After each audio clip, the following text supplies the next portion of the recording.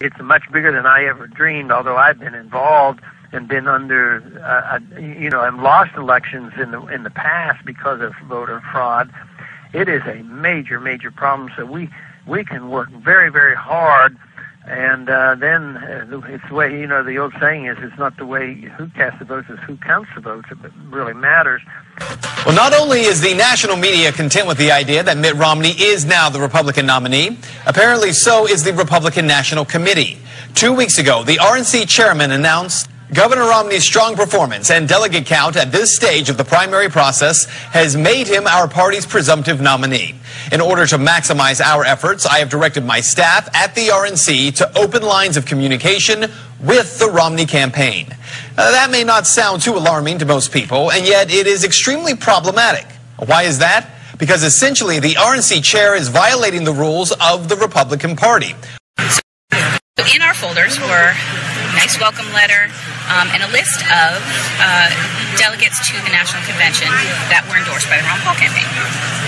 With lunch, this was circulating on the floor.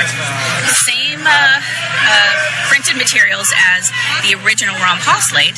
It starts out the same, all the same everything, except these names are not the same. This guy with the fake slate. He's passing out a slate with Ron Paul supporters.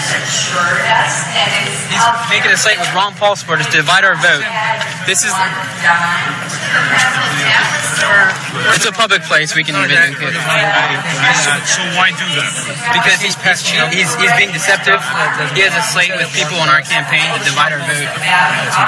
Romney still trying to delay and try different tactics to prevent us from voting. It's now 4:30 in the afternoon, and I believe we were supposed to have this done by noon. 1,146, 2 days after, 62 alternates that were not approved yet because we have to accept it. 73 guests and 21 press. Okay? Got it. These are people who receive credentials, much like delegates, that are currently in the room. This is very important.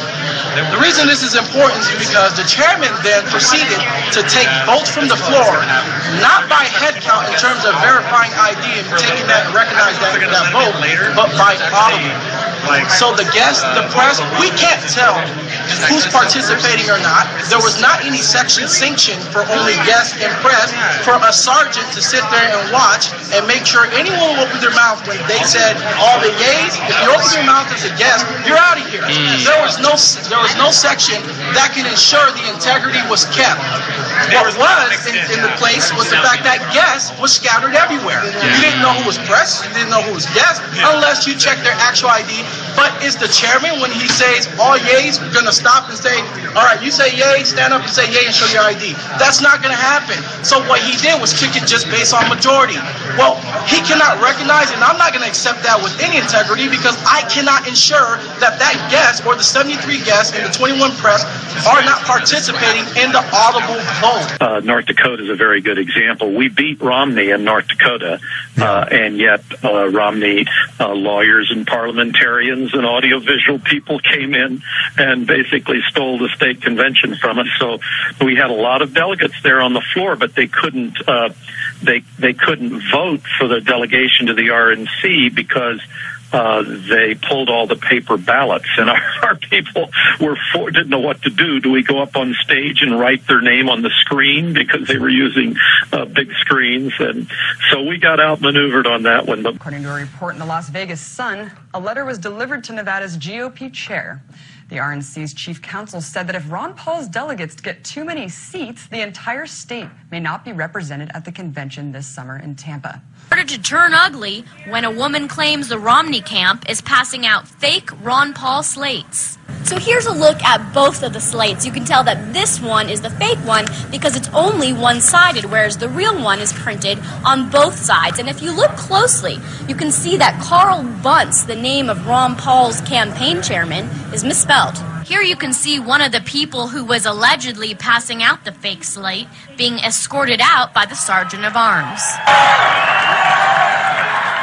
The next conflict erupted when Ron Paul supporters realized the rules weren't being upheld, and more than 400 delegates were registered after the 9 a.m. deadline. Fake. Come up and see me here, and we will take care of it. We've actually got like this. fraud committed by the GOP, putting out fake. Here's a guy, Mitt Romney supporter, wearing a Ron Paul shirt, sending out fraudulent documents trying to change the election. What happened 4 years ago, the Nevada GOP shut down the convention when they saw that Ron Paul was winning. You know, we've seen any number of shenanigans happen because Ron Paul is such a threat to the establishment.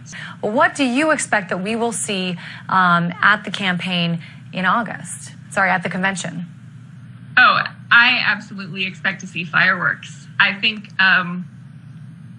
Ron Paul supporters are so passionate and they're so engaged, and they learned so much in 2008 that we're already seeing better organization, more sophistication, and really, you know, the execution of this campaign strategy has been so successful, despite all of the media blackout and all of that, that it's really encouraging. And I think we're going to see at the convention, you know, it's going to come to a head, and we're going to have some coverage. There's going to be a debate, and that's really going to benefit the country.